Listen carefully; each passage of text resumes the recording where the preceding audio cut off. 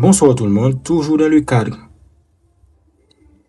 de produits scalaires en dimension 3. On va corriger l'exercice, bien entendu, que je vous avais donné à faire. OK? Donc, résolution. OK? Vérifions que U et V ne sont pas perpendiculaires. Bon.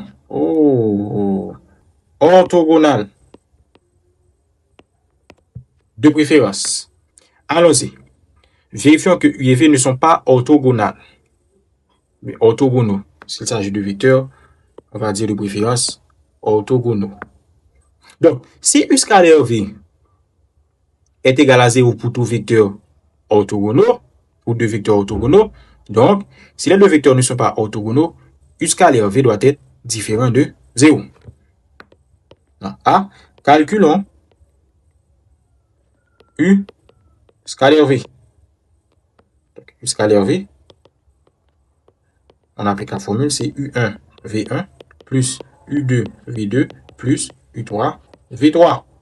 Donc, ça nous donne moins 1 par 1, moins 1 par 1, plus 1 par 1, plus 1 par 1.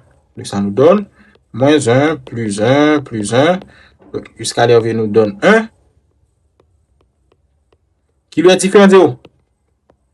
Parce que depuis le moment qui est différent de 0, donc forcément, les deux vecteurs ne sont pas orthogonaux. On demande de trouver l'angle alpha formé par les deux vecteurs. Donc, qu'est-ce qu'on sait? Trouvons cet angle alpha. Donc, qu'est-ce qu'on sait? On sait que cos alpha est égal à, après, U scalaire V sur norme de U par norme de V. On connaît U scalaire V, mais on ne connaît pas norme de U, on ne connaît pas norme de V. Donc, on va les calculer. Norme de U, c'est quoi?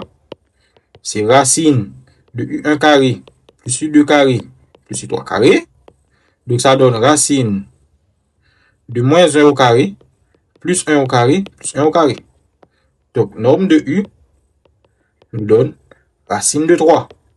Norme de V, on applique la formule, c'est racine de V1 carré plus V2 carré plus V3 carré. Donc, ça nous donne racine de 1 au carré plus 1 au carré plus 1 au carré. Donc, remarquez bien, deux vecteurs pas même, mais deux vecteurs qui ont la même norme. Bien sûr, deux vecteurs qui ont d'orientation différente pendant qu'ils ont la même longueur. OK? On dit norme ou module ou longueur. OK? Ça nous donne racine de 3. Eh bien, on a tout ce qu'on cherchait. OK? Maintenant, en revenant à la formule, on a cos alpha qui nous donne U scalaire V qui est 1 sur racine de 3 par racine de 3. Donc, on a cos alpha qui nous donne 1 tiers. Donc, on a alpha, n'oubliez pas, qui est égal à cos moins 1 de 1 tiers.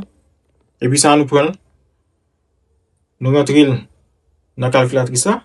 N'oubliez pas, c'est la manière immédiate de trouver justement ces valeurs. C'est la manière immédiate. Donc, on trouve que alpha est égal à 19,47 degrés. Bien entendu, il faut vous le dire, assurez-vous que votre calculatrice soit sur degrés.